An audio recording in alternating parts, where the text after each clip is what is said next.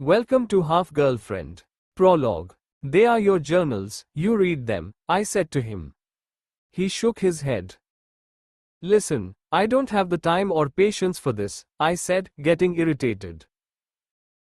Being a writer on a book tour doesn't allow for much sleep. I had not slept more than 4 hours a night for a week. I checked my watch. It's midnight. I gave you my view. It's time for me to sleep now. I want Yon to read them, he said. We were in my room at the Chanakya Hotel, Patna. This morning, he had tried to stop me on my way out. Then he had waited for me all day. I had returned late at night to find him sitting in the hotel lobby. Just give me 5 minutes, sir, he had said, following me into the lift. And now here we were in my room as he pulled out 3 tattered notebooks from his backpack. The spines of the notebooks came apart as he plonked them on the table. The yellowing pages fanned out between us. The pages had handwritten text, mostly illegible as the ink had smudged. Many pages had holes, rats having snacked on them. An aspiring writer, I thought. If this is a manuscript, please submit it to a publisher. However, do not send it in this state, I said. I am not a writer. This is not a book. It's not? I said, lightly touching a crumbling page. I looked up at him. Even seated, he was tall. Over 6 feet in height, he had a sunburnt, outdoor ruggedness about him. Black hair, black eyes and a particularly intense gaze. He wore a shirt 2 sizes too big for his lean frame. He had large hands. He reassembled the notebooks, gentle with his fingers, almost caressing the pages. What are these? I said. I had a friend. These are her journals, he said. Her journals. Ah. A girlfriend? Half girlfriend. What? He shrugged. Listen, have you eaten anything all day? I said. He shook Ira's head. I looked around. A bowl of fruit and some chocolate sat next to my bed. He took a piece of dark chocolate when I offered it. So what do you want from me? I said. I want you to read these journals, whatever is readable. Because I can't. I looked at him, surprise. You can't read? As in, you can't read in general? Or you can't read these? These. Why not? I said, reaching for a chocolate myself. Because Riya's dead. My hand froze in midair. You cannot pick up a chocolate when someone has just mentioned a death. Did you just say the girl who wrote these journals is dead? He nodded. I took a few deep breaths and wondered what to say next. Why are they in such terrible shape? I said after a pause. They are old. Her ex-landlord found them after years. Sorry, mister, what's your name? Can I order some food first? I picked up the phone in the room and ordered 2 club sandwiches from the limited midnight menu. I'm Madhav. Madhav Jha. I live in Dumarao, 80 kilometers from here. What do you do? I run a school there. Oh, that's... I paused, searching for the right word. Noble? Not really. It's my mother's school. I was going to say that's unusual. You speak English. Not typical of someone who runs a school in the back of beyond. My English is still bad. I have a Bihari accent, he said, without a trace of self-consciousness. French people have a French accent when they speak English. My English wasn't even English until... He trailed off and fell silent. I saw him swallow to keep his composure. Until he absently stroked the notebooks on the desk. Nothing. Actually, I went to St. Stephen's. In Delhi? Yes. English types call it Stevens. I smiled. And you are not one of the English types? Not at all. The doorbell startled us. The waiter shifted the journals to put the sandwich tray on the table. A few sheets fell to the floor. Careful! Madhav shouted, as if the waiter had broken some antique crystal. The waiter apologized and scooted out of the room. I offered Madhav the club sandwich, which had a tomato, cheese and lettuce filling. He ignored me and rearranged the loose sheets of paper. Are you okay? Please eat. He nodded, his eyes still on the pages of the journal. I decided to eat, since my imposed guest didn't seem to care for my hospitality. These journals obviously mean a lot to you. But why have you brought them here? For you to read. Maybe they will be useful to you. How will they be useful to me? I said, my voice firmer with the food inside me. A part of me wanted him out of my room as soon as possible. She used to like your books. We used to read them together, he said in a soft voice. For me to learn English. Madhav, I said, as calmly as possible, this seems like a sensitive matter. One don't want to get involved. Okay? His gaze remained directed at the floor. I don't want the journals either, he said after a while. That is for you to decide. It's too painful for me, he said. I can imagine. He stood up, presumably to leave. He had not touched his sandwich, which was okay, because I could eat it after he left. Thank you for your time. Sorry to have disturbed you. It's okay, I said. He scribbled his phone number on a piece of paper and kept it on the table. If you are ever in Dumraung and need anything, let me know. It's unlikely you will ever come, but still. He stood up, instantly dwarfing me, and walked to the door.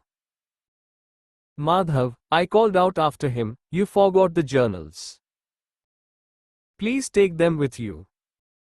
I told you I don't need them. So why are you leaving them here? Because I can't throw them away. You can. Before I could answer, he stepped out, shut the door and left. It took me a few seconds to realize what had happened. I picked up the journals and ran out of the room, but the sole working lift had just gone down.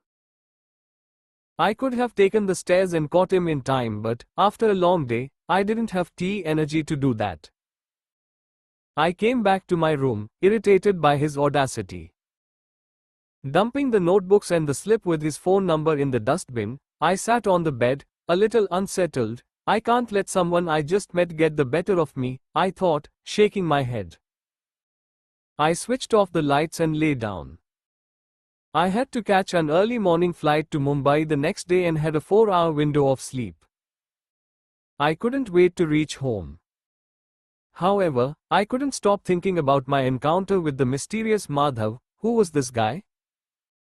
The words, Dumraung, Stephens, and Delhi, floated around in my head.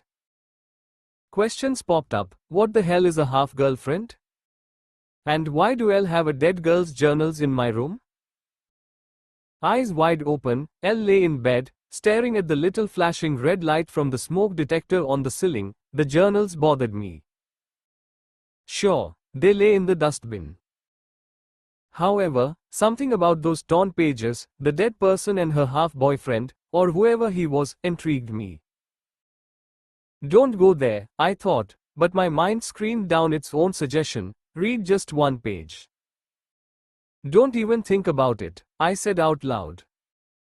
But 30 minutes later, I switched on the lights in my room, fished out the journals from the dustbin and opened the first volume. Most pages were too damaged to read. I tried to make sense of what I could. The first page dated back 9 years to the 1st of November 2002. Riya had written about her 15th birthday. One mere page, I kept thinking. I flipped through the pages as I tried to find another readable one. 1. Read one more section, and then another.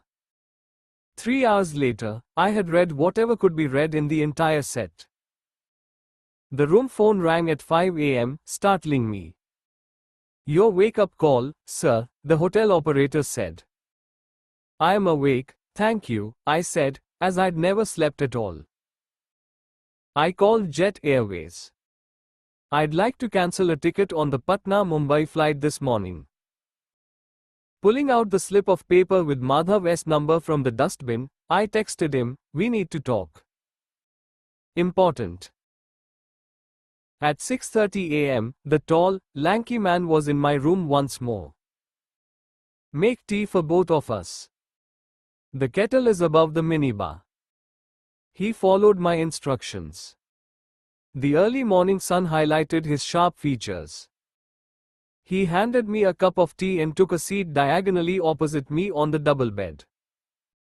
"Should I speak first, or will you?"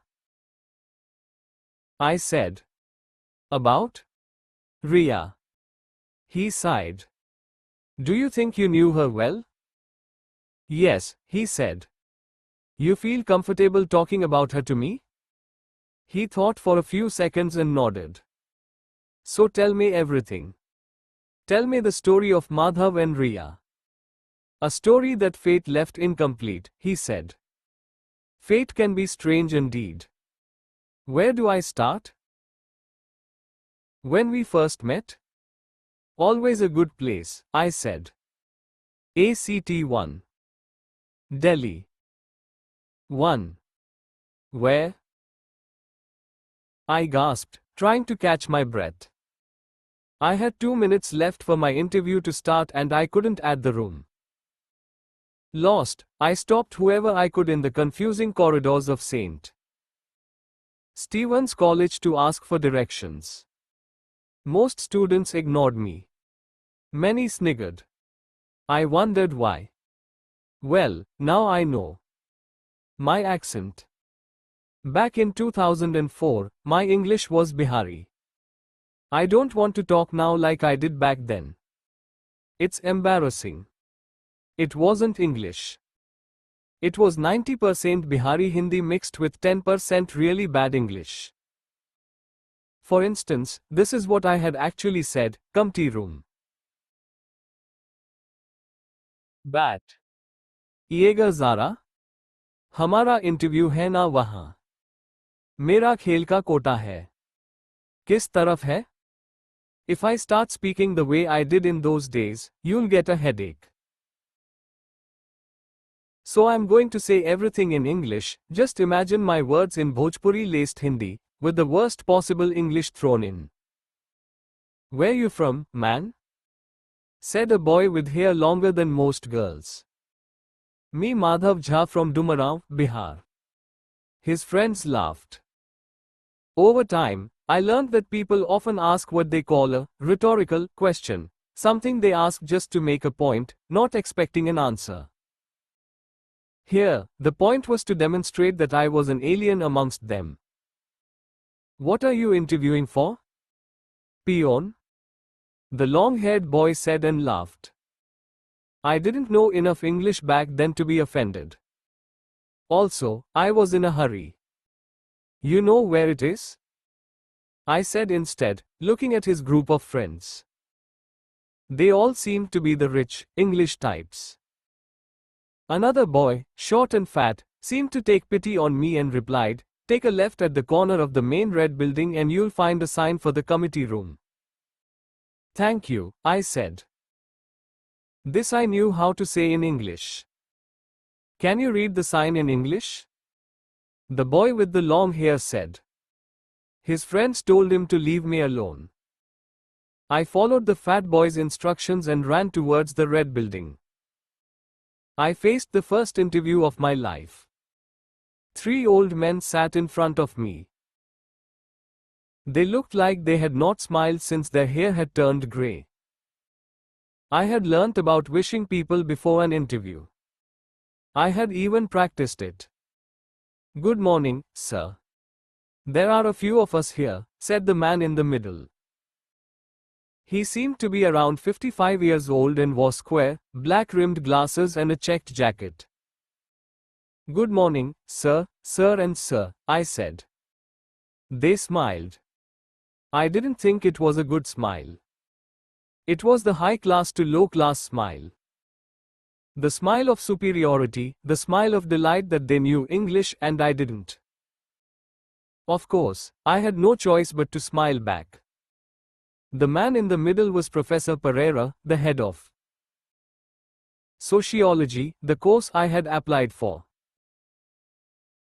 Professor Fernandez, who taught physics, and Professor Gupta, whose subject was English, sat on his left and right respectively. "Sports quota, eh?" Prof. Pereira said. "Why isn't Yadav here?" "I'm here, sir," a voice called out from behind me. I turned around to see a man in a tracksuit standing at the door. He looked too old to be a student but too young to be faculty. "This one is 85% your decision, Prof. Pereira said. "No way, sir. You are the final authority." He sat down next to the professors. Piyush Yadav was the sports coach for the college and sat in on all sports quota interviews. He seemed simpler and friendlier than the professors. He didn't have a fancy accent either. "Basketball?" Prof.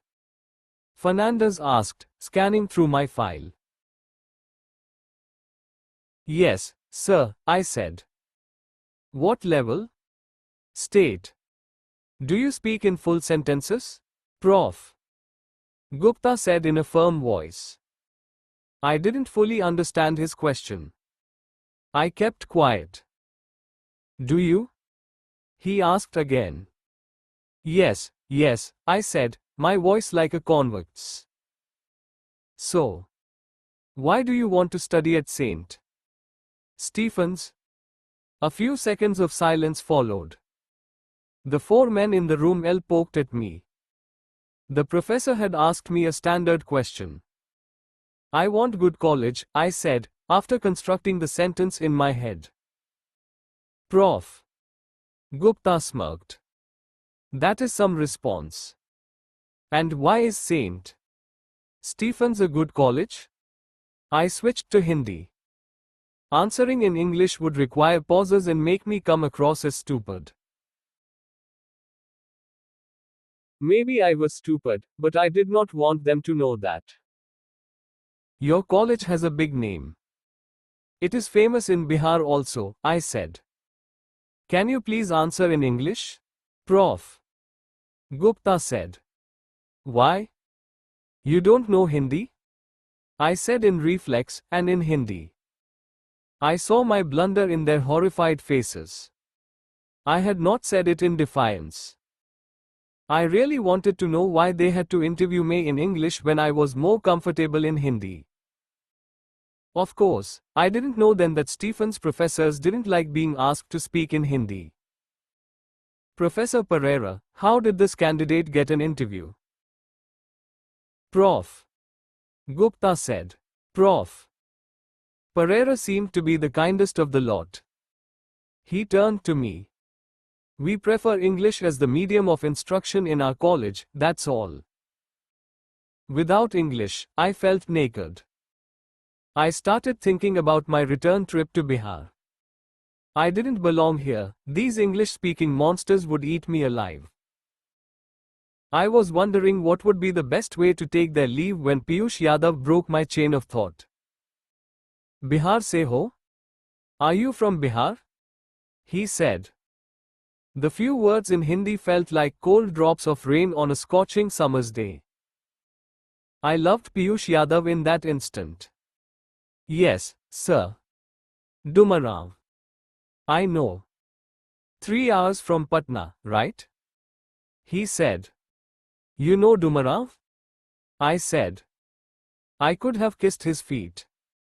The three English-speaking monsters continued to stare. I'm from Patna. Anyway, tell them about your achievements in basketball, Piyush said. I nodded. He sensed my nervousness and spoke again. Take your time. I am Hindi medium, too. I know the feeling. The three professors looked at Piyush as if wondering how he had ever managed to get a job at the college. I composed myself and spoke my rehearsed lines. Sir, I have played state-level basketball for 6 years. Last year, I was in the waiting list for the BA5 national team. BA5? Said Prof. Gupta. Basketball Federation of India, Piyush answered for me, even though I knew the answer. And you want to do sociology? Why? Prof. Fernandez said. It's an easy course, no need to study. Is that it? Prof. Gupta remarked. I didn't know whether Gupta had something against me, was generally grumpy or suffered from constipation. I am from rural area. I am from a rural area, Gupta said, emphasizing the as if omitting it was a criminal offense. Hindi, sir? Can I explain in Hindi? Nobody answered. I had little choice. I took my chances and responded in my language. My mother runs a school and works with the villagers. I wanted to learn more about our society. Why are our villages so backward? Why do we have so many differences based on caste and religion? I thought I could find some answers in this course. Prof. Gupta understood me perfectly well. However, he was what English-speaking people would call an uptight prick. He asked Piyush to translate what I had said. That's a good reason, Prof. Pereira said once Piyush was done. But now you are in Delhi. If you pass out of Stephens, you will get jobs in big companies. Will you go back to your native place? His concern seemed genuine. It took me a few seconds to understand his question. Piyush offered to translate, but I gestured for him not to. I will, sir, I finally replied. I didn't give a reason. I didn't feel the need to tell them I would go back because my mother was alone there. I didn't say we were from the royal family of Durraon. Even though there was nothing royal about us anymore, we belonged there. And, of course, I didn't mention the fact that I couldn't stand any of the people I had met in this city so far. We'll ask you something about Bihar then? Prof. Fernandez said. Sure. What's the population of Bihar? 10 crores. Who runs the government in Bihar? Right now it's Lalu Prasad's party. And which party is that? RJD, Rashtriya Janata Dal. The questions kept coming, and after a while I couldn't keep track of who was asking what. While I understood their English, I couldn't answer in complete sentences. Hence, I gave the shortest answers possible. But one question had me stumped. Why is Bihar so backward? Prof. Gupta said. I didn't know the answer, forget saying it in English. Piyush tried to speak on my behalf. Sir, that's a question nobody can really answer. But Prof. Gupta raised a hand. You said your mother runs a rural school. You should know Bihar. I kept quiet. It's okay. Answer in Hindi, Prof. Pereira said. Backward compared to what, sir? I said in Hindi, looking at Prof. Gupta. Compared to the rest of India. India is pretty backward, I said. One of the poorest nations in the world. Sure. But why is Bihar the poorest of the poor? Bad government, Piyush said, almost as a reflex. Prof. Gupta kept his eyes on me. It's mostly rural, sir, I said. People don't have any exposure to modernity and hold on to backward values. There's poor education. Nobody invests in my state. The government is in bed with criminals and together they exploit the state and its people. Prof. Pereira translated my answer for Prof. Gupta. He nodded as he heard it. Your answers are sensible, but your English is terrible, he said. Would you rather take a sensible student, or someone who speaks a foreign language well? My defiance stumped them all. Prof. Fernandez wiped his glasses as he spoke, turning his head towards me. English is no longer a foreign language, Mr. Jha. It's a global language. One suggests you learn it. That's why I'm here, sir, one said. My answers came from the heart, but I didn't know if they had any effect on the professors. The interview was over. They asked me to leave the room. I stood in the corridor, figuring out where to go next. Piyush came out of the committee room. His lean and fit frame made him look like a student, despite him being much older. He spoke to me in Hindi. Your sports trial is in 1 hour. See me on the basketball court. Sir, is there even a point? That interview went horribly. You couldn't learn some English, along with basketball? Nobody speaks it in our area. I paused and added, sir. He patted my back. Get out of Bihar mode, son. Anyway, sports quota trials are worth 85%. Play well. I'll do my best, sir. 2. If she weren't tall, I wouldn't have noticed her. It is funny how her height shaped my life. If she had been 4 inches shorter, my eyes may never have met hers and everything would have been different. If I had not been bored and arrived at the basketball court an hour earlier, it would have been different. If someone had not missed a pass and the ball had not come out of the court and hit me on the head, I would have had a different life. Tiny bumps in time shape our lives, even though we spend hours trying to make long-term plans. I had no plan to meet the love of my life on a basketball court. I was there only to kill time and because I had nowhere else to go. A small crowd of students, mostly men, had gathered around the Stephens basketball court.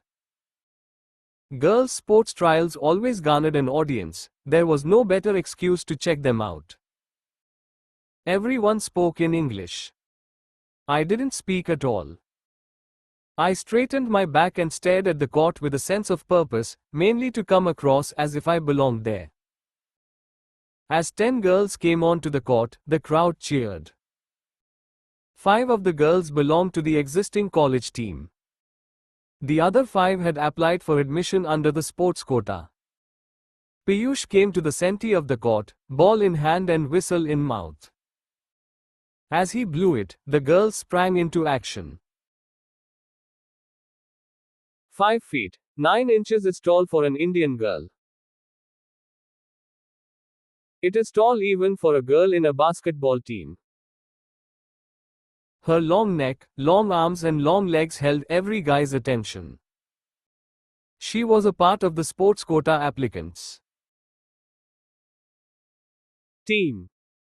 She wore black fitted shorts and a sleeveless sports vest with R printed in yellow at the back. She collected the ball within seconds. She wore expensive Nike ankle-length sneakers, the kind I had seen NBA players wear on TV. Her diamond earrings twinkled in die sun. She dribbled the ball with her right hand. I noticed she had long, beautiful fingers. 10 points for looks, coach, a senior student called out as R passed the ball. The crowd tittered. Well, the men did. The wisecrack distracted R for a moment, but she resumed her game as if she was used to such comments. The sports quota girls played well individually. However, they didn't play well as a team. R dribbled the ball and reached the opposition's basket. 3 opponents surrounded her. R passed the ball to her teammate, who missed the pass. What the? R screamed. Too late. The rival team took the ball, passed it to the other end and scored a basket. R cursed herself, inaudible to anyone to say. She then signaled to 3 of her teammates to cover specific opponents and jogged across die court. When she went past me, I saw her sweaty, flushed face from up close. We made eye contact for nanoseconds, perhaps only in my imagination. But in those nanoseconds something happened to my heart. No, I wouldn't say I fell in love with her. I wouldn't even say I felt attracted to her. But I felt something deep inside, strong enough for my heart to say, you have to talk to this girl at least once in your life. Babes, cover her. I said cover, R screamed. Her state of mind was as far from mine as possible. She passed the ball to her teammate, who missed scoring a basket again. What are you guys doing? She shouted in perfect English. I felt nervous. How would I ever speak to her? Her face was grimy, dust sticking to her left cheek and forehead. Yet, it was one of the most beautiful faces I had seen in my entire life. Sometimes it is hard to explain why you find a person beautiful. Was it her narrow face, perfectly in line with her slender body? Was it her flawless skin and complexion, which had turned from cream to pink to red? Or was it not about her looks at all? Was it her passion, her being totally immersed in the game? I didn't know. Of course, I never actually thought it would lead to anything. She seemed too posh to even give me a second glance. Destiny, however, had other plans. For why else, in the 7th minute of the first half, would the college team captain overthrow the ball outside the court, where it hit my head as I stood on the sidelines? Why would I grab the ball in reflex? More than anything, why would R come to collect it? Ball, please, she said, panting. I felt paralyzed. I said ball, please, she said. I held on to the ball for an extra half second. I wanted to look at her a bit longer. I wanted to take a snapshot of her sweaty face and store it in my mind's camera for life. I threw the ball at her. She caught it with ease and looked at me. She could tell from my throw that I knew the game. Change your point, shooter, I said. For some reason, I had managed to speak in correct English this time. What? She said. She surveyed me from top to bottom. I now wished I had worn better clothes. I had not changed out of my interview shirt and pants, both of which the tailor back home had stitched too loose for me. I looked out of place on the basketball court. With my folder of certificates, I resembled a hero from those Hindi films of the 70s, the one who could not find a job. I have a Bihar state team t-shirt, I wanted to tell her. Of course, in the middle of a game, and as a first conversation, this was a terrible idea. Your shooter is useless, I said. The referee whistled to commence the game. She turned away and forgot about me faster than her throw reached her team member. Here, pass it to me, R shouted as she reached the opposition basket. Her point shooter held the ball and looked around, confused. I said here, R screamed so loudly that pigeons flew off the trees in the lawns. The point shooter passed the ball, R caught it and took a shot from well beyond the three-point line. Whoosh! The ball went through the basket. The crowd cheered. They already had a soft spot for R anyway. The referee announced a break at the 10-minute mark. The college team led 12-5. R huddled with her team, figuring out their strategy for the next half. As her team meeting ended, she wiped her face and neck with a towel. I couldn't take my eyes off her. I forgot I had my own trial in less than an hour. I only wanted to figure out a way to talk to her a bit more. Maybe I could tell her she played well. I wondered how to tell her about my state-level game without coming across as a show-off. And, more than anything, how would I go beyond 5 words of English? She caught me staring. I wanted to kill myself. She continued to jgnli directly at me, the towel still around her neck. Then she walked up to me. A shiver ran down my spine. I didn't mean to stare, I wanted to tell her. I wondered if she would scream at me like she had done during the match. Flunks, R said. She had walked across the court, to thank me? She was breathing hard. My eyes were glued to hers. Look away, Madhav, I scolded myself and turned away.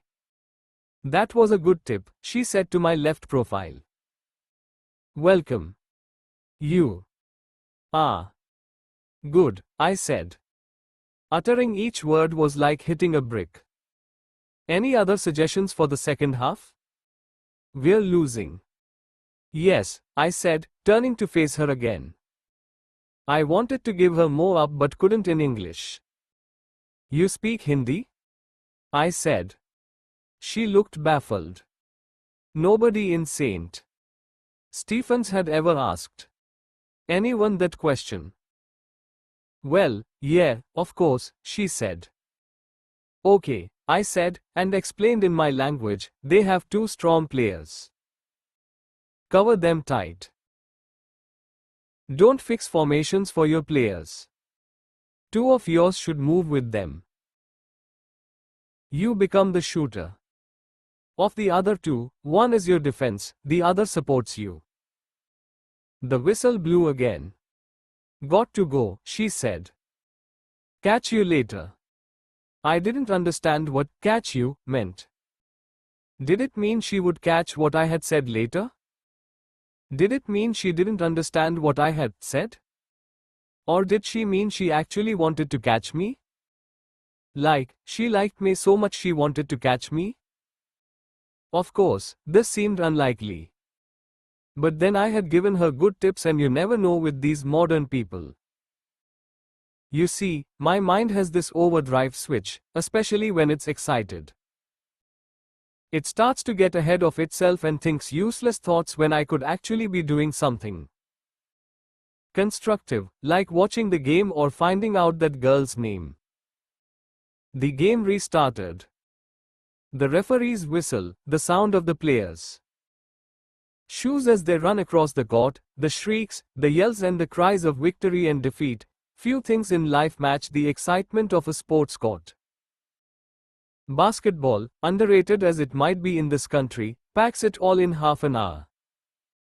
I cannot understand why Indians don't play this game more. It doesn't take up too much space, doesn't need much equipment and a big group can play it all at once. Yes. She screamed as she scored a basket.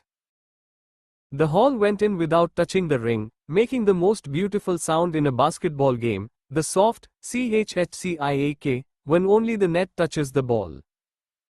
It dripped off her face as she ran back to her side of the court. The match ended 21-15. The newbies had lost, but still kept pace with the college team, a considerable achievement. R, however, seemed disappointed. She wiped her face with a towel and picked up her blue Nike kit bag.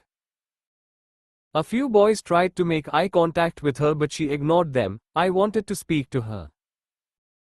However, no boy from Dumraum has ever had the guts to approach a high-class girl from Delhi. I wanted her to watch my game. There was nothing else I could impress her with. Coach Piyush went up to her. They became engrossed in a conversation. This was my chance. Unconventional guys need a go-between to speak to a girl. I ran up to Piyush. My trial now. I change, sir? I said to him. Piyush turned to me, surprised. I don't know whether at my English or my stupid question or both. ऐसे खेलिएगा? Trial wa hai ya mazak? He said in Bhojpuri, not even Hindi. He meant, will you play like this? Is it a trial or a joke? I regretted knowing him. I.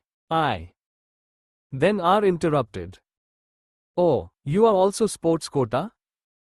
Piyush looked at both of us, surprised at the familiarity. Yes, I said, one of the few English responses I could give with confidence. State-level player. Watch this Bihari's game and go, Piyush said and guffawed before he left. I could have taken offense. He had used the word, Bihari, as if to say, watch, even this poor little Bihari can play, despite being a Bihari himself. However, he had helped me without knowing it, so I was grateful. She looked at me and smiled. No wonder you gave those tips. She said. State level, my God. What is your good name? I blurted out, without any context or sense of timing. Also, who on earth says, good name, these days? Only losers like me who translate Shubh Naran in Hindi to English. Good or bad, only one name. Riya, she said and smiled. Riya. I loved her short little name. Or maybe when you start liking people, you start liking everything about them, from their sweaty eyebrows to their little names. Your name? She said. For the first time in my life a girl had asked my name. Myself Madhav Jha. That was my reflexive response. It was only later that I learned that people who construct sentences like that sound low class. You see, we think in Hindi first and simply translate our thoughts, word for word. From Bihar, she said and laughed. Right? She didn't laugh because I was a Bihari. She laughed because Piyush had already revealed that fact about me. There was no judgment in her voice. I liked her more and more every second. Yes. You? From Delhi itself. I wanted to continue talking to her. I wanted to know her full name and her native place. That is how we introduce ourselves in Dumarao. However, I didn't know how to ask her in English, the language one needed to impress girls. Plus, I had a selection trial in a few minutes. The coach blew his whistle. I have my trials now, will you watch? I said. Okay, she said. I ran, rather, hopped, in excitement towards the changing room. Soon, I was back on court and Piyush started the game. I played well. I don't want to brag but I played better than any player on the college team. Basket, I shouted as I scored my fifth shot. As the crowd dapped, I looked around. She was sitting on one of the benches, sipping water from a bottle. She clapped too. I had a good game, but her presence made me play even better. The score inched forward. I pushed myself harder and scored a few more baskets. When I took a tough shot, the seniors patted my back. Piyush blew the final whistle. Final score, 25-28. We had done it. The newbies had managed to defeat Die Street. Stephen's team. My body was drenched in sweat. I felt drained and exhausted. Players patted my back as I struggled to catch my breath. Piyush came running up to me in the middle of the court. You scored 17 out of 28. Well done, Bihari, he said. He ruffled my sweaty hair. I walked out of the court deliberately towards Riya. Wow, you really are good, she said. Thanks, I said, still panting after the game. Anyway, I have to go, she said and extended her hand. Nice meeting you. Bye. Bye, I said, my heart sinking. My head had known it would end like this. My heart didn't want it to end. Unless we are both lucky, she added and grinned. And the higher powers here admit us. Who knows, I said. Yeah. But if they do, then see you. Else, bye. She walked away. I realized I didn't even know her full name. As she became more distant with every step, I wanted nothing more than to get admission to St. Stephen's. I walked up to Piyush. You cracked it. On fire on the court, huh? He said. Sir, but the interview. My English sucked, he said. Disappointment slammed into me. His expression suggested. Sucked meant something nasty. But you play bloody good basketball, Piyush continued. He patted my back and walked away. I stood alone in the middle of the basketball court. Everyone else had left.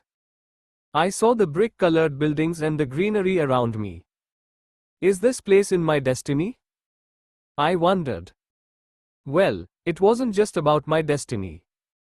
It was our destiny.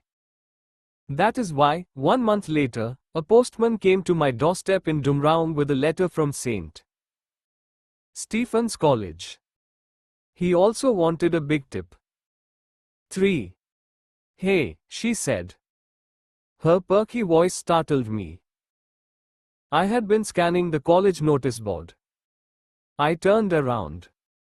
I had prayed for this to happen. She and I had both made it. She wore black, skin-tight jeans and a black and white striped eyelet. Without the sweat and grime from court, her face glowed. She had translucent pink lip gloss on, with tiny glittery bits on her lips. Her hair, slightly wavy, came all the way down to her waist. Her long fingers looked delicate, hiding the power they had displayed on court. My heart was in my mouth. Ever since I had got my admission letter, I had been waiting for the month before college opened to pass quickly and to find out if Riya had made it too. Riya, she said. You remember, right? Did I remember? I wanted to tell her I had not forgotten her for one moment since I left Delhi. I wanted to tell her I had never seen a girl more beautiful than her. I wanted to tell her that the oxygen flow to my lungs had stopped. Of course, I said. Glad you joined. I wasn't sure, actually, she said and pointed to the notice board. Is that the first year timetable? I nodded. She smiled at me again. What's your course? She asked, her eyes on the notice board. Sociology, I said. Oh, intellectual, she said. I didn't know what that meant. However, she laughed and I guessed it was something funny, so I laughed along. The notice board also had a bunch of stapled sheets with the names of all first-year students and their new roll numbers. What about you? I said. I adjusted my yellow t-shirt and blue jeans while she looked at the board. I had bought new clothes from Patna for St. Stephen's. I didn't look like a government office clerk anymore. I wanted to fit into my new college. English, she said. Here, see, that's my name. Riya Somani, English, Honours, it said. My heart sank. A girl doing an English degree would never befriend a country bumpkin like me. Her phone rang. She took out the sleek Nokia instrument from her jeans pocket. Hi, Mom, she said in Hindi. Yes, I reached. Yes, all good, just finding my way. Her Hindi was music to my ears. so I could talk to her. She spoke for a minute more and hung up to find me looking at her. Moms, you know, she said. Yes. You speak Hindi? She laughed. You keep asking me that. Of course I do. Why? My English isn't good, I said, and switched languages. Can I talk to you in Hindi? What you say matters, not the language, she said and smiled. Some say there is an exact moment when you fall in love. I didn't know if it was true before, but I do now. This was it. When Riya Somani said that line, the world turned in slow motion. I noticed her delicate eyebrows. When she spoke, they moved slightly. They had the perfect length, thickness and width. She would win a best eyebrows competition hands down, or as we say in basketball, it would be a slam dunk. Perhaps I should have waited to fall in love with her. However, I knew it was pointless. I had little control over my feelings. So from my first day in college, I was in love. Riya Somani, ace basketball player, English literature student, most beautiful girl on the planet, owner of extraordinary eyebrows and speaker of wonderful lines, had yanked my heart out of its hiding place. Of course, I could not show it. I didn't have the courage, nor would it be a smart idea. We walked down a corridor towards our respective classrooms. I had her with me for 2 more minutes. You made friends here? She said. Not really, I said. You? I have some classmate from school in Stephens. Plus, I am from Delhi, so have many friends outside. I hope I can adjust, I said. I feel I don't belong here. Trust me, nobody feels they do, she said. Which residence did they give you? Rudra, I said. How about you? They don't give one to Delhiites. I'm a day ski, unfortunately, she said, using the common term for day scholars. We reached my classroom. I pretended not to see it and kept walking until she reached hers. Oh, this is my class, she said. Where's yours? I'll find out, go ahead, I said. She smiled and waved goodbye. I wanted to ask her out for coffee, but couldn't. I could shoot a basket from half court 3 times in a RMV, but I could not ask a girl to come to the college cafeteria with me. Basketball, I blurted out. What? Want to play sometime? I recovered quickly. With you? You'll kick my ass, she said and laughed. I didn't know why she felt I would kick her rear end or why she found the phrase funny. I joined her in the laughter anyway. You play well, I said as we stood at her classroom door. Okay, maybe after a few days, once we settle into classes, she said. She walked in for her first English lecture. The joy at the possibility of meeting her again made me forget I had a class. I wanted to dance in the garden. The bell for the first period rang. This isn't sociology, right? I asked a clueless English student as he arrived late for his own class. Diamond suit. You are good. Really good, she said as she wiped her face with a towel. We had played a half-court game. I defeated her 20-9. I'm hopeless, she said. She took a sip from her water bottle. She wore a fitted sleeveless white top and purple shorts. You're fine. Just out of practice, I said. She finished the water and shook the empty bottle. I'm still thirsty, she said. Cafe? I said. She looked at me, somewhat surprised. I kept a straight face. You get good juice there, I said in an innocent tone. Diamond suit. A swarm of students buzzed inside the cafeteria. Given that it was lunch hour, it took us 5 minutes to get a table. They didn't have juice, so Riya settled for lemonade. I ordered a mince and cold coffee. I realized both all us had a problem initiating conversation. I couldn't talk because I didn't have the confidence. She, given a choice, preferred to be quiet. Silent Riya, I wanted to call her. I had to break this deadlock if I wanted this to go anywhere. The waiter brought us our food. In Bihar, we have aloo chop, in which we sometimes stuff keema. This mince is the same, I said. What's Bihar like?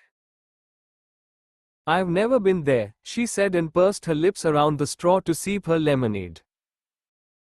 Not like Delhi. Simple. Lots of rice fields. Peaceful, apart from cities like Patna. I like peaceful places, she said. There are problems, too. People aren't educated. There's violence. I'm sure you've heard. Poor and backward state, as people say. You can be rich and backward, too. We had an awkward silence for 2 minutes.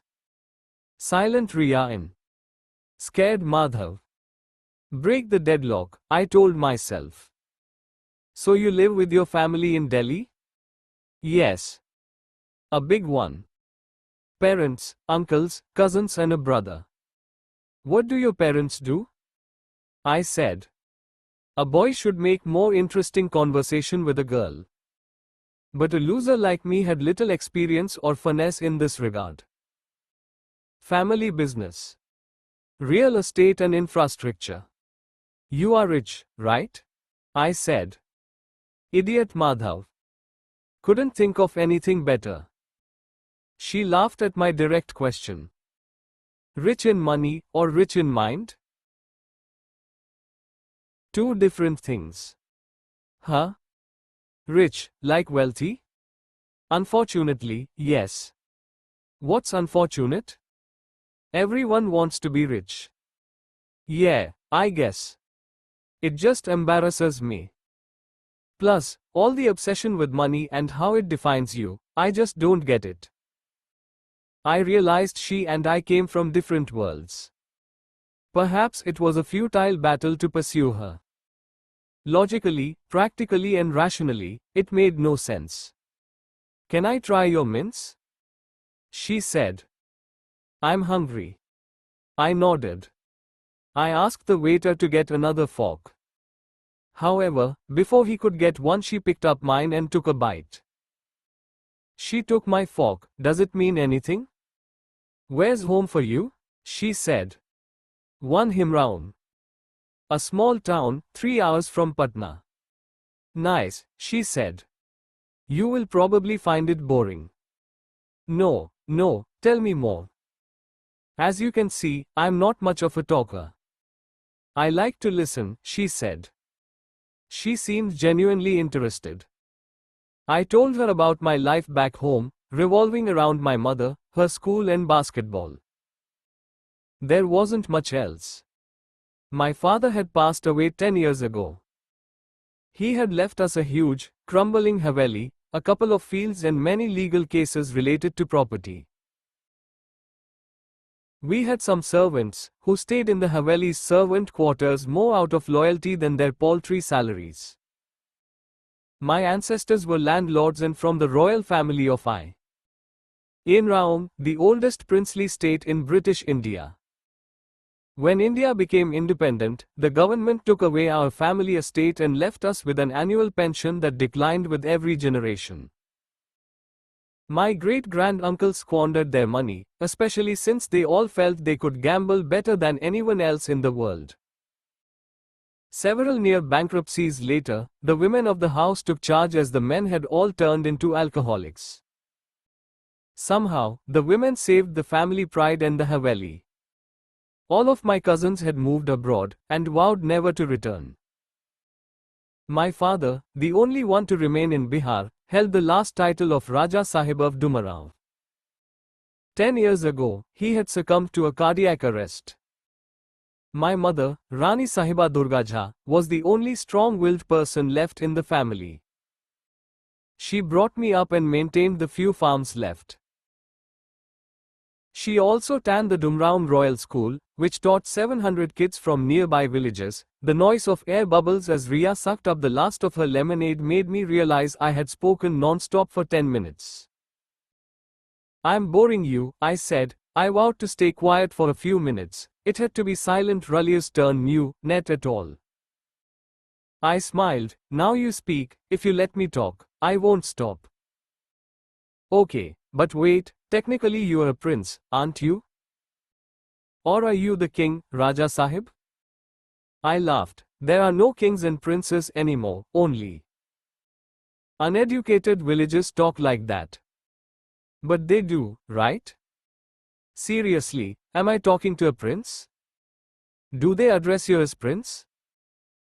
She widened her eyes, her award-winning eyebrows moved up and down a little. "Sometimes they do. Listen, it's not important, we're not rich or anything. You live in a palace?" "Haveli, it's like, well, a small palace. Anyway, I'm no prince. I'm a Bihari boy trying to graduate. Do I look like a prince from any angle?" "Sman, you are tall and handsome. You could be one, if you had seen jewelry," she said. She had said it in jest, but it was the first real compliment she had paid me. Little cupcakes of happiness exploded inside me. Did I, a commoner, just play basketball with the Raja Sahib of Dumaraon? She said and burst into laughter. "I shouldn't have told you." I shook my head. "Sman," she said and tapped my wrist. My arm went all warm and tinty. "Why, what about you? Which 18-year-old girl comes to college in a BMW and calls herself a commoner?" "Oh, you noticed. That's my dad's ear. You must be so rich." "My family is." "Not me." As she spoke, 3 girls arrived at our table. "We've been looking for you everywhere," one of them said. "Hey, girls," Riya said. "Come, sit with us. Madhav. Meet Garima, Aisha and Rachita, friends from my class. Girls, this is Madhav, my basketball friend." I realized my place in her life. Basketball friend. Perhaps she had friends for specific purposes. The girls looked me up and down and up, checking me out. "Not bad, Riya," Garima said and winked at her. The girls burst out laughing and sat down with us. "Are you in the college team?" Rachita asked me. She wore a red and black bandana on her head. I nodded, nervous at their bold familiarity. "Madhav has played state level," Riya said and looked at me proudly. "Wow," the girls said in unison. "Would you like to order anything?" I said. The 3 girls froze and then began to laugh. It dawned on me that they were laughing at me. My English had sounded like this: "Would you like to order anything?" I didn't know this was such a cardinal sin. "What happened?" I said. "Not a thing," Garima said and stood up. "Thanks, Madhav, we just ate lunch. Hey, Riya, let's catch up later, yeah?" The 3 girls left. We waved goodbyes. "What happened, Riya?" I said. "There, did see. Forget them," she said. "Did see? Silly and stupid. Anyway, I better leave too. My driver should be here." We walked out of the cafeteria to the main gate. Her dark blue BMW waited outside. "So I'm your basketball friend?" I said as we reached the well, that, and my lemonade and mince friend. "How about tea, friend?" "Sure." She stepped inside the car and sat down. She rolled down the window to say goodbye. "Or a movie, friend?"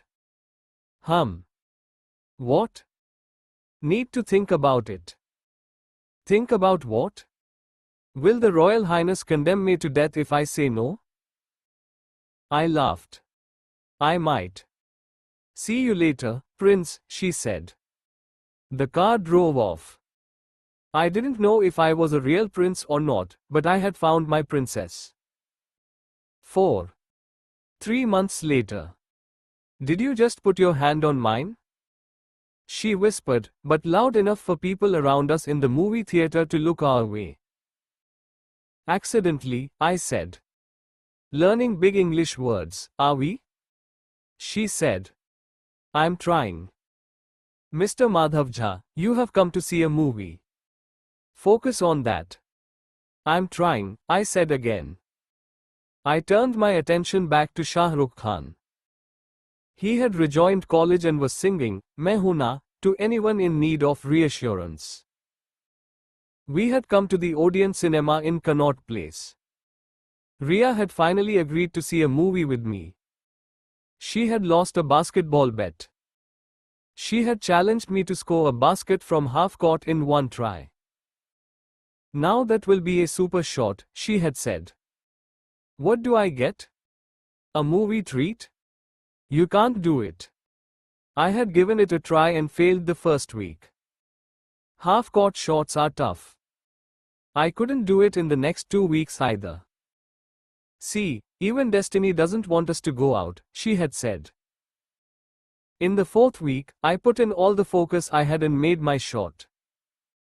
The ball hit the ring, circled around it twice and fell into the basket. Yes, I screamed. Even though she had lost the bet, she clapped. So, do I get a date? I said. It's not a date. We just go for a movie. Like friends. Isn't that what high-class people call a date? No. What's a date then?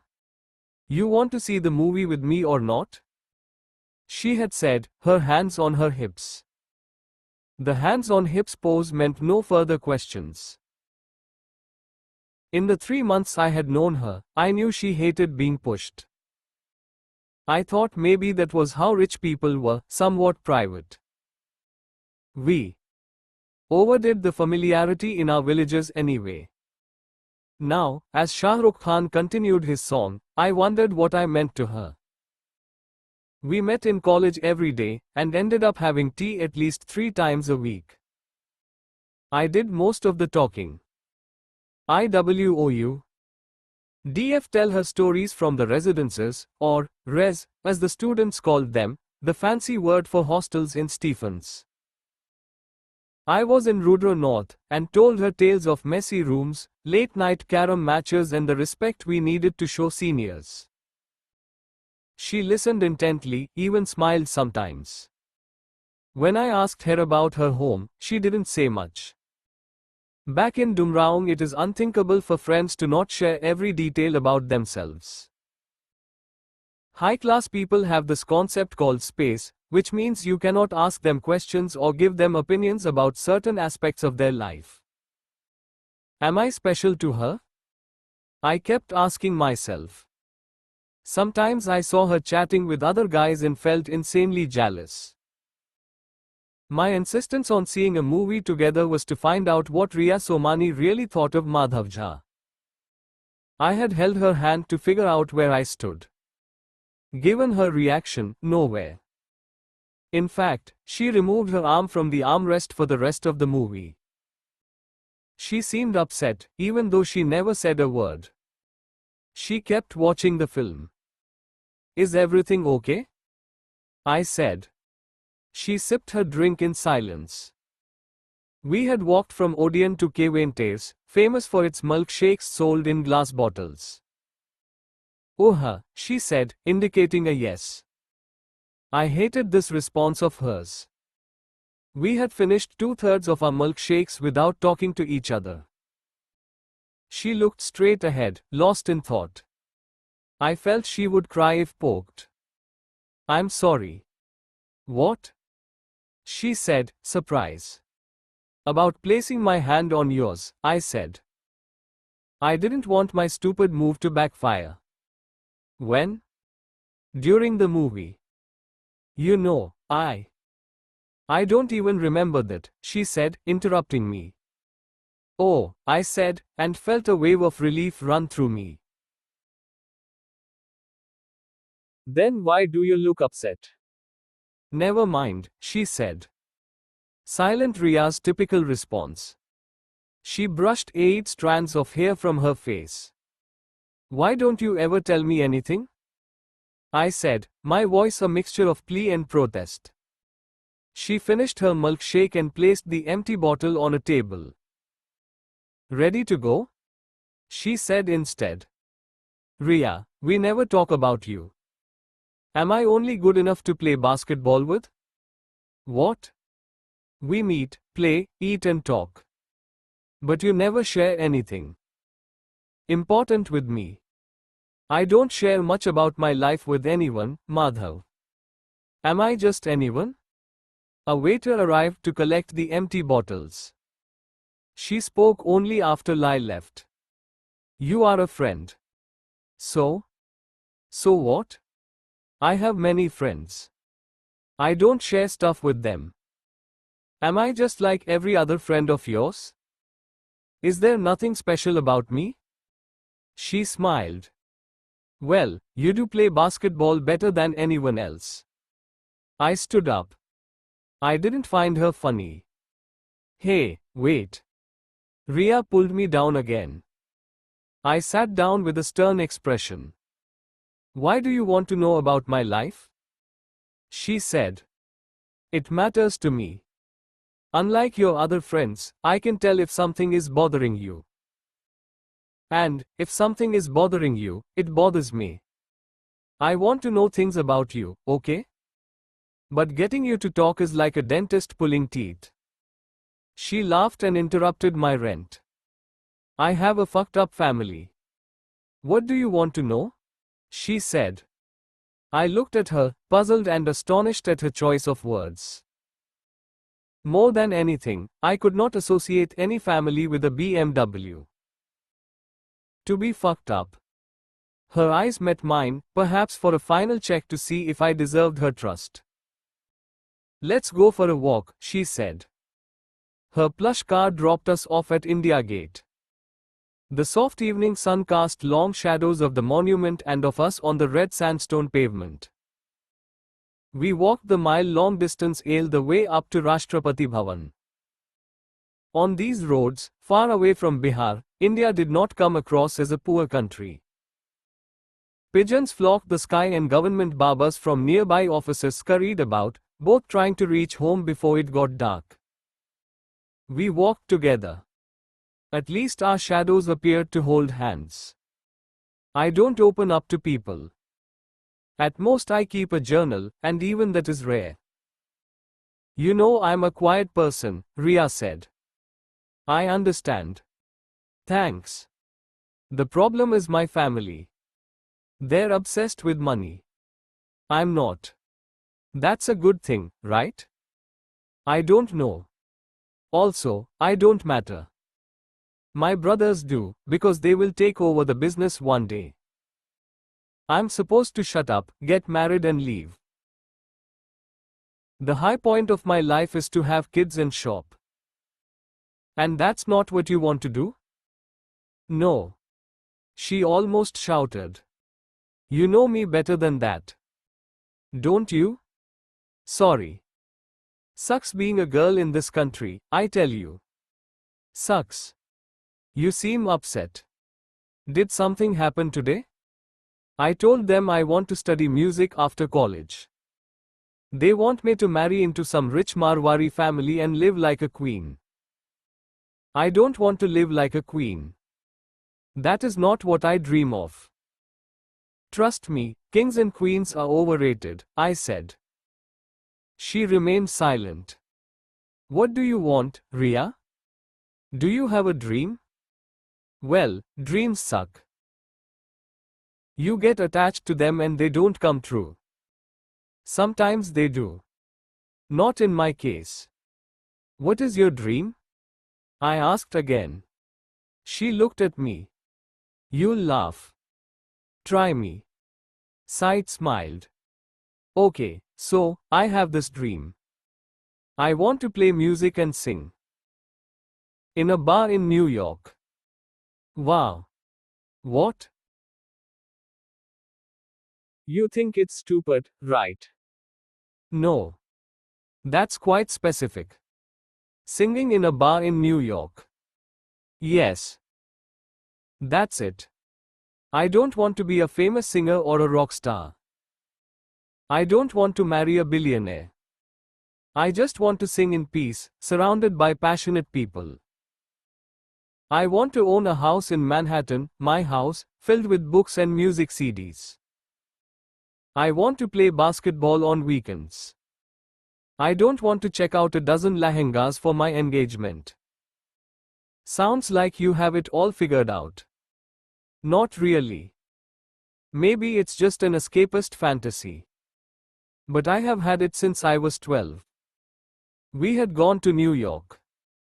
The city blew me away. I saw people who loved what they did. They weren't rich, but happy. And there was this lady in a bar. She sang from her heart, unaware of everything around her. The sun was setting, and the sky turned from orange to dark grey. We had now reached the point near Rashtrapati Bhavan where Delhi police guards tell you to stop and turn around. She continued to tell me about her New York trip. In fact, I took up basketball because I saw an NBA game live at Madison Square Garden in New York. You've seen an NBA game live? I said. Yeah. The atmosphere. It's electric. You should see one sometime, Madhav. I shrugged. Anyway, I like your dream, Riya, I said. It's doable, not unreal. Unreal, like? She said. Like becoming a top actress or the Prime Minister. You just want something simple. She smiled. Nothing is simple for a girl in a family like mine, she said. We walked in silence for a few minutes. I feel better, she said after a while. What? She looked at me. The last of the daylight tinted her face orange, making her look ethereal. I wanted to give her a hug. I feel better after talking to you. Thanks, she smiled. The sun vanished and the road became dark. Her skin glowed in the amber lights of Rajpat. I took a chance and held her hand. Another accident? She said, but did not pull her hand away. We laughed together. She spoke again. Even my uncles are the same. Everyone sides with my parents. She continued to talk and I continued to listen, even though my entire attention was on how lovely her hand felt in mine. 5. Alter our movie date, we started to spend even more time together. During lunch break, we would sit on the college lawns and eat home-cooked food from her house. She brought an elaborate Marwari thali in a 3-tiered tiffin box. How's the food in the res? She said. Not as good as the Somani cafe, I said. We sat facing the red brick college building. The winter sun warmed us as well as her cold tiffin box. I ate 3 of her 4 chapatis, and most of the palak dal along with it. She never touched the sweet churma. I ate it with a plastic spoon. How's your room? She said. Like any other res room. Basic. Books, basketballs and bed linen. Do you keep it clean? I shook my head and grinned. What? You don't clean it regularly? Once a week. Awful. I don't have 6 servants like you do, Miss Riya. I want to see your room. You can't, I said. Girls are not allowed. I know. Just kidding, she laughed. How's your family? I said. Same. My brothers, male cousins and uncles are busy planning how to increase their wealth. The women are gushing over their last shopping trip or figuring out which marriage to attend next. Good, everything is normal then, I said. I bought a guitar, she said. Nice. Yeah, I barely talk to anyone at home. Me and my guitar, we're happy. You talk to me, I said. Even though you eat all my lunch, she said and smacked the side of my head. Do you like me? I said. She had heard this too many times. Not again, Madhav, please. She lay down on the grass. She wore a white and maroon salwar kameez and a black cashmere cardigan, which she had removed and placed on the grass next to her. She scrunched her eyes to avoid the sun. I shifted and sat in front of her, so my shadow would cover her face. Ah, that's nice. Tall shady tree, thank you. People in college talk about us. How we are always together, I said. So? Let them. As long as we know there is nothing between us. I tilted my body sideways in protest. The sun was back on her face. What? She said and covered her eyes with her hand. Where did my tree go? The tree is not feeling appreciated. What do you mean? Why is there nothing between us? I said, my upper body still bent to the side. Should there be? First, can you sit like you were sitting before, so people don't think you are weird and my delicate skin can be protected from the sun? I sat up straight once again. Better, she said. I need a pillow. Move forward please, tree. She put her head in my lap. Nice. Now, what do you want, pillow tree? I'd had many such arguments with her over the past month. She had become an expert at dodging the issue, always getting away with some nonsense, like now. Give me your cardigan, I said. Why? Are you cold? It's a girl's sweater, pillow tree, she said and giggled. I placed the sweater over my head. It hid my face. What? She said. I said nothing. Are you sulking, my tall tree? She said. I didn't respond. She pulled the sweater towards her so that both our faces came under it. Yes? Sulky man, what's the issue? She said, her face upside down and huge, given that it was so close to mine. I did not respond. She blew on my face but I did not react. Everyone here must be finding this so creepy, she said, our faces under the sweater. Nobody cares, I said. I thought you said everyone talks about us. I let out a grunt of protest. She laughed. I took aim and bent. In a second I managed to place my lips on hers, despite her face being upside down. Spider-Man kisses like that. It isn't easy. I wouldn't advise it if I were kissing someone for the first time. She sprang up. As she rose, her forehead hit my chin. I bit my tongue. Hey, she said, not fair. I held my mouth in pain.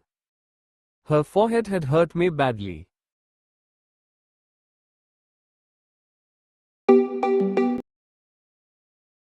Badly. Still, the pain paled in comparison to the joy I felt from landing my first kiss.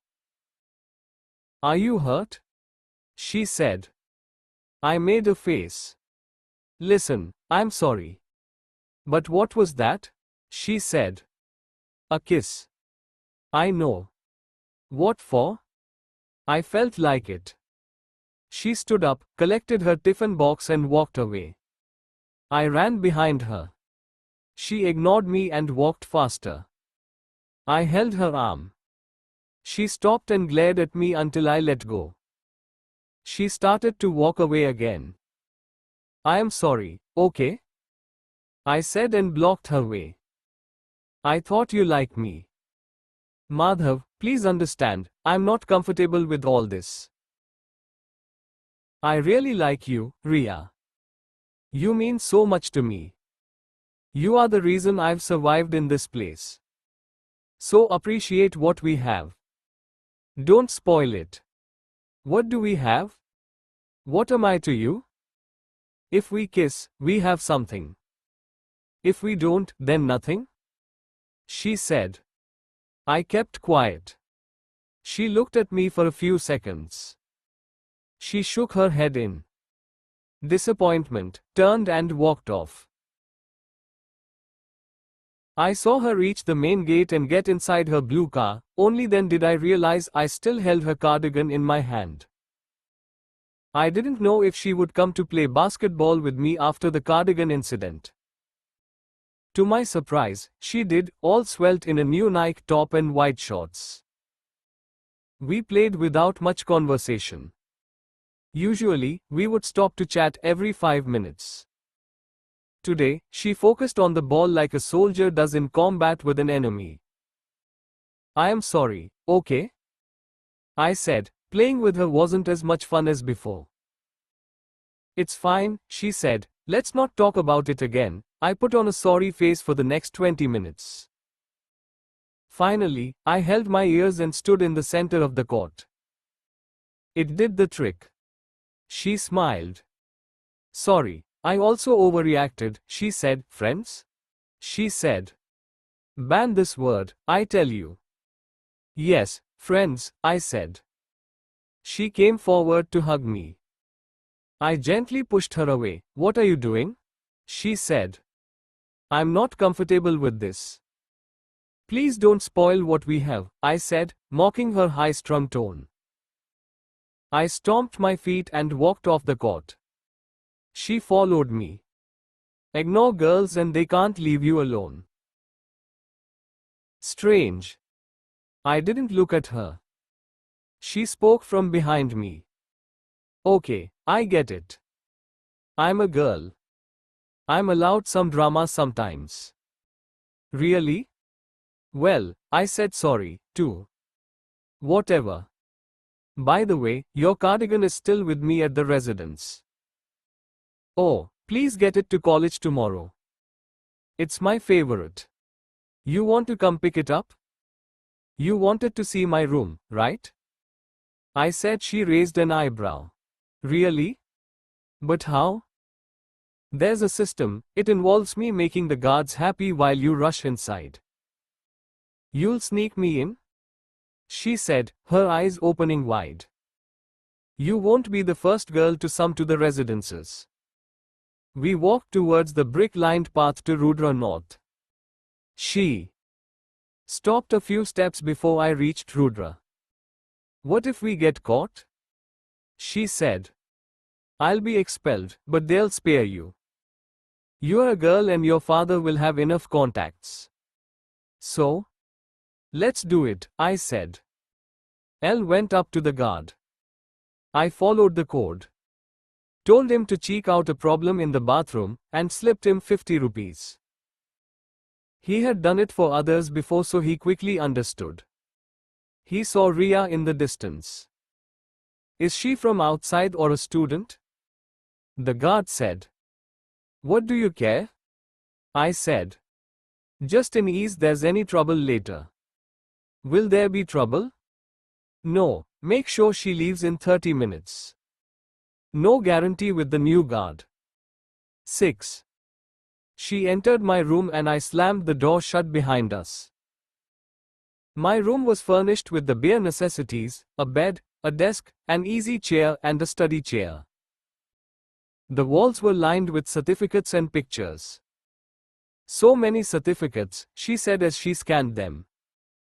They began right from the inter-school tournaments I had won in class 8 to the one I had for participation in the national games. My team from Bihar had come 8th.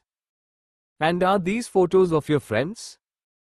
Those are friends from my old basketball team, I said, standing behind her. I stood close enough for her hair to touch me. We had never been alone together before. How about family pictures? She said. I opened my study table drawer. I took out a photograph of the Dumraon Royal School's annual day. My mother stood on a stage along with students in red sweaters. Your mom? She said, holding the picture. She's the principal. You have more pictures? Not really, I said and rifled through the drawers.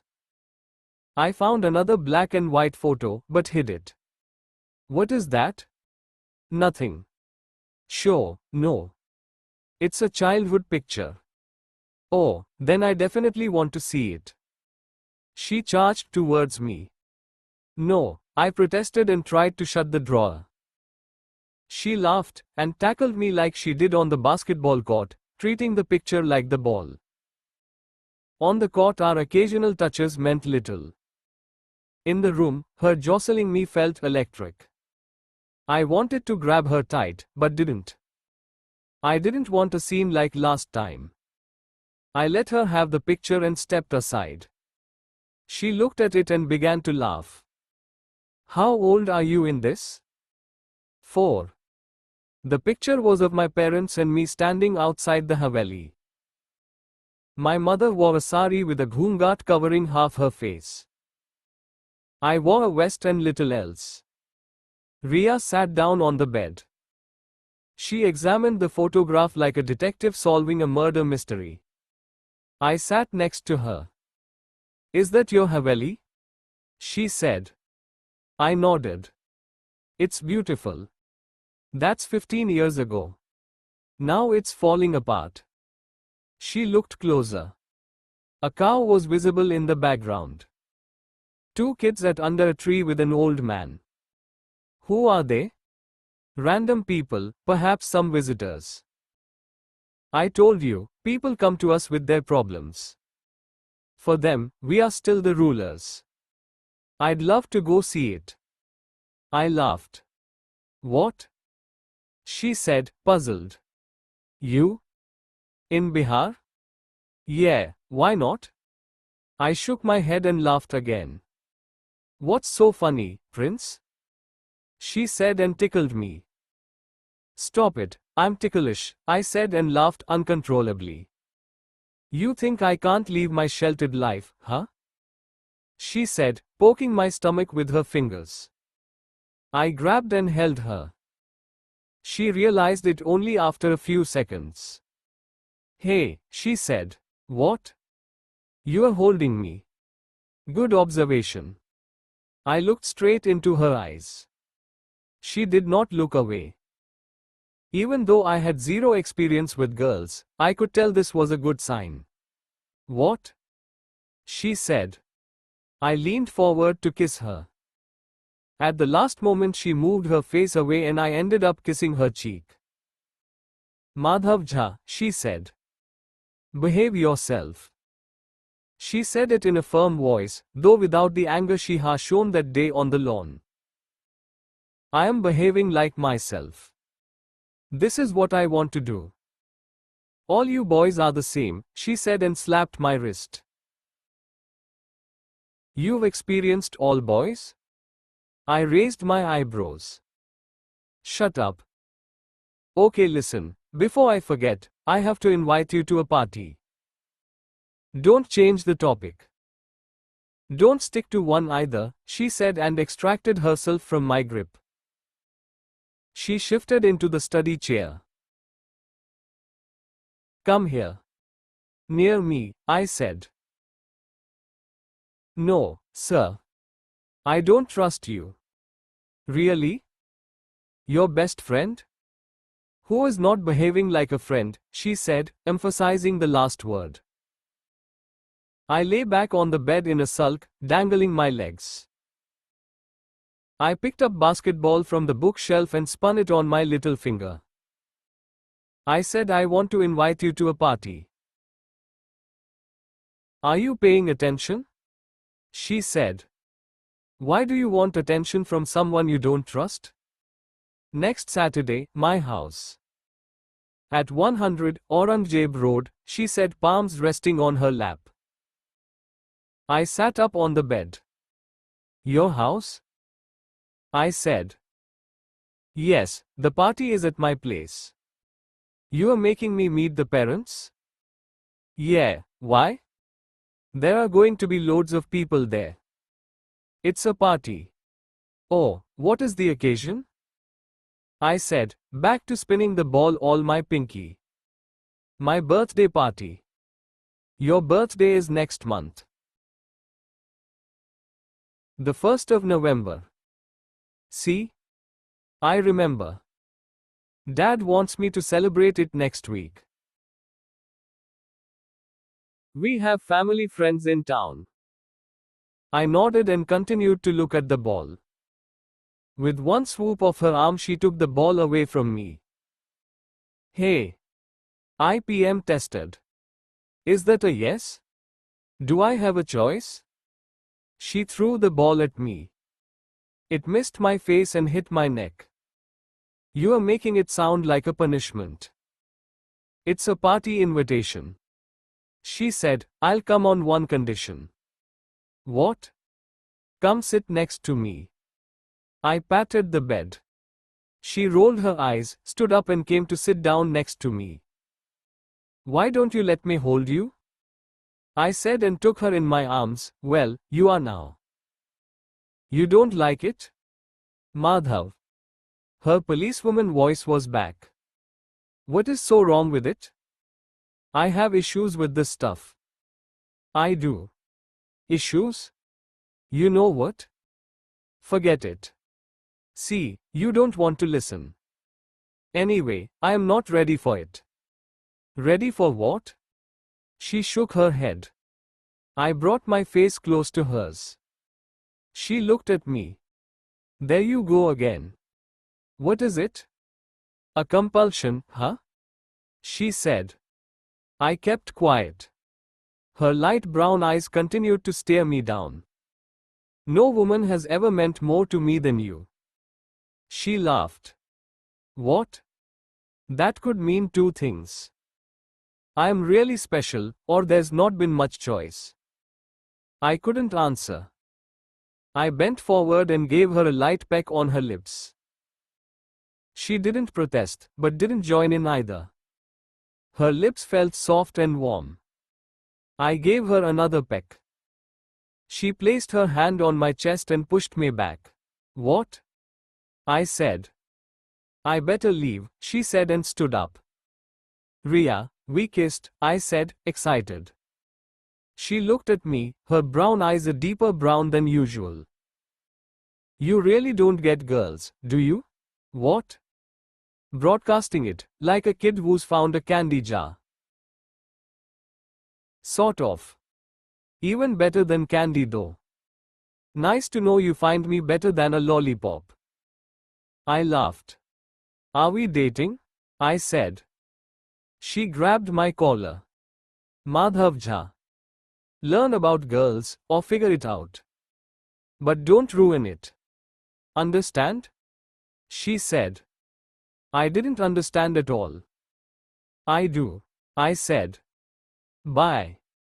Now see me out. We tiptoed out of my room and walked to the Rudra exit. We saluted a thank you to the guard and left. I had always considered my selection to the Bihar state team as the happiest day of my life. After kissing Riya, the selection day became the second happiest. 7. A girl in the hostel? Ashu slapped my back. What a stud. My hostel mates had come to my room. Fat Ashu sat on my bed, making it creak like crazy. His back slap still hurt. Ashu, Raman and Shailesh had become my core gang in Rudra. Riya couldn't be with me all the time, and when she couldn't, I hung out with these guys. How did you find out? I said. I can still smell the perfume, Raman said and sniffed like a cartoon character. Everyone laughed. All four of us came from Bihar or Jharkhand, and none of us were the classy types you find in Stephens. For instance, nobody in Stephens would say they watched Bhojpuri movies. We loved them. We liked Hindi music, from Mohammad Rafi in the 60s to Pritham in the here and now. We didn't understand English music beyond one song by Michael Jackson, Beat It. Of course, we never admitted all this to the rest of our classmates. We nodded our heads every time someone mentioned a great English movie or brought a rock CD to class. Yeah, cool, we said. Nonsense. Riya and I came straight from the basketball court. No perfume, I said.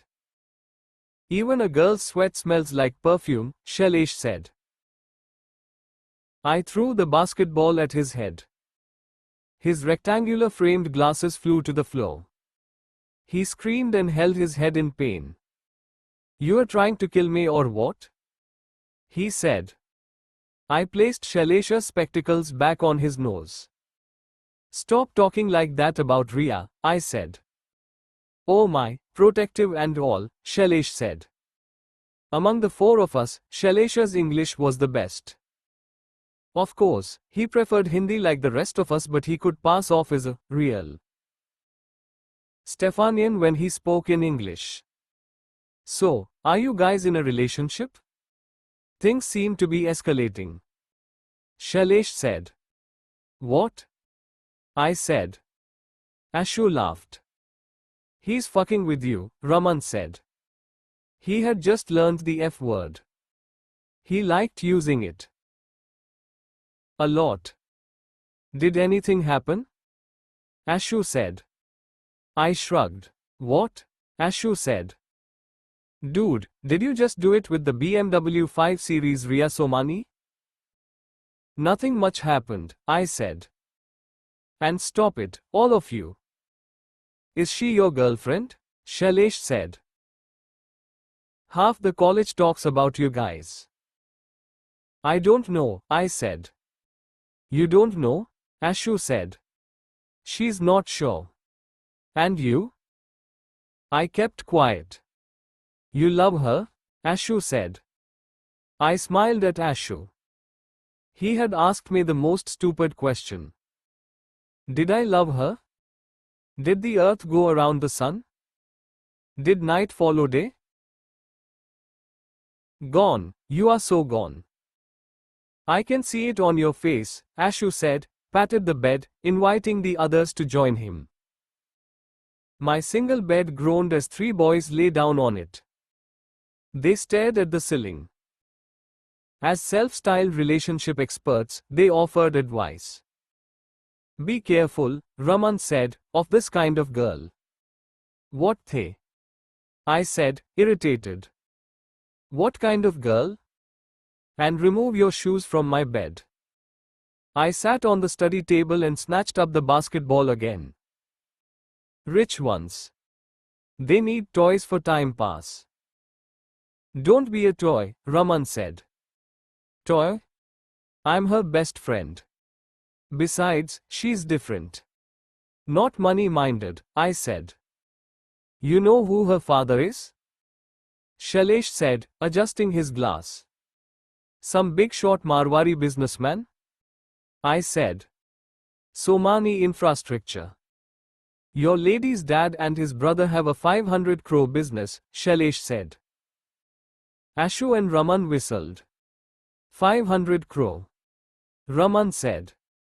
"Why is she here? WHV, does she need to study at all?" I threw a cushion at Raman. "Shown what a backward Jharkhandi you are? You remind me of villages back home.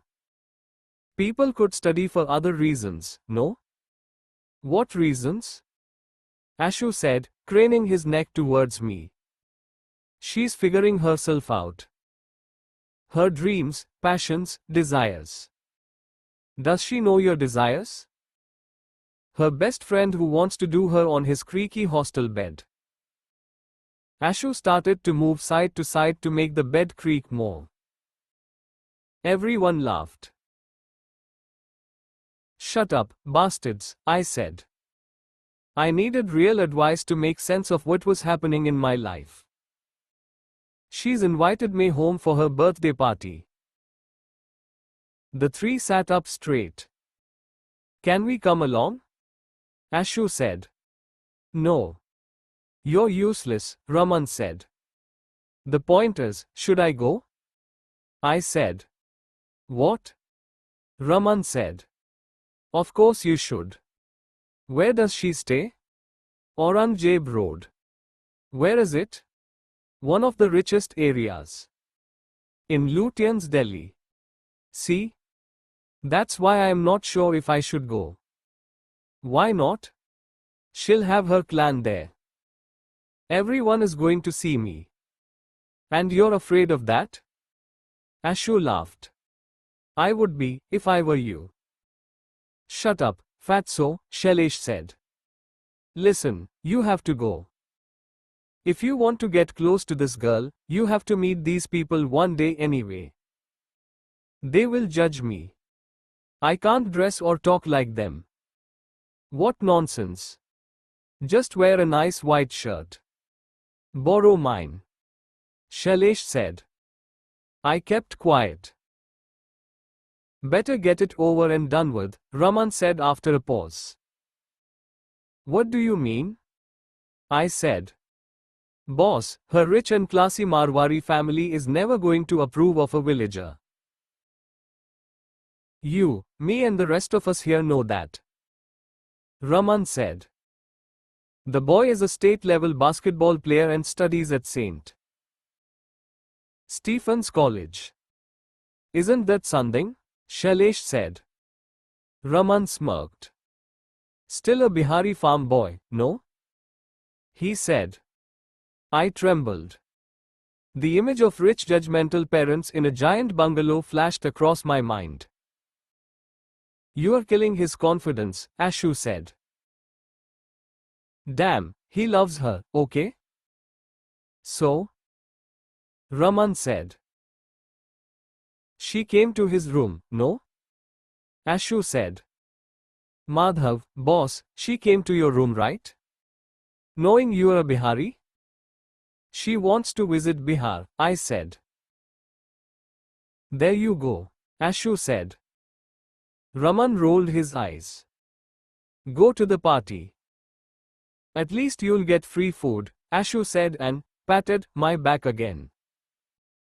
Fatso hits so hard, it hurts for days. 8.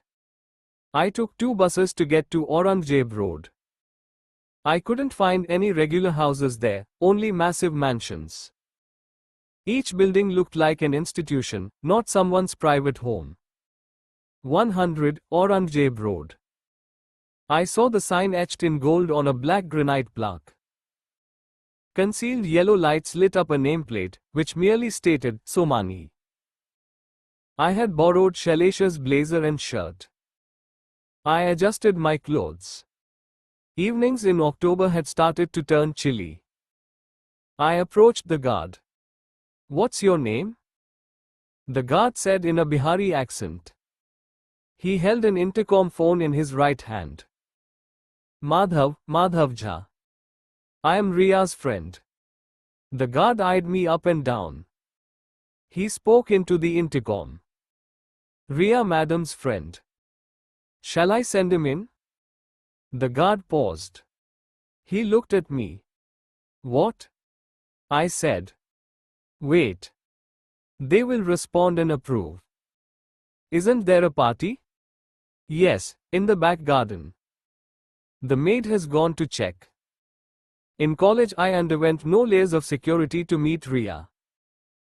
I felt awkward standing and waiting, so I made conversation with the guard. Are you from Bihar? I said. Yes, from Munger. You? Dumarav. And you are Riya madam's friend? He said. I heard the condescension in his voice. A low class can smell another low class. Same college, I said. The guard gave me an approving nod. He could now understand how Riya could be friends with me. The intercom rang. Go, the guard said to me, as if he had received clearance from air traffic control. I stepped inside. A maid gestured for me to follow her. 5 expensive cars, an Audi SUV, 2 Mercedes-Benz, 1 Bentley and Riya's BMW, were parked in the compound. I entered the house and found myself in a large living room with a shiny white marble floor. Glittering chandeliers hung from the 15-foot-high ceiling. 3 sofa sets, upholstered in expensive silk, were ranged in a U-shaped configuration. A teak and glass coffee table occupied the middle of the room. This is what a real palace would look like if royals actually had any money. I thought of my Haveli, with its peeling walls and cracked floors. Forget chandeliers, we felt lucky if we had less than 5-hour power cuts. Suddenly, in this lap of luxury, I felt lonely. I missed home, my hostel room and my mother, all at the same time. It is funny how class works. The moment you are placed in a higher one, a part of you feels terrified and alone.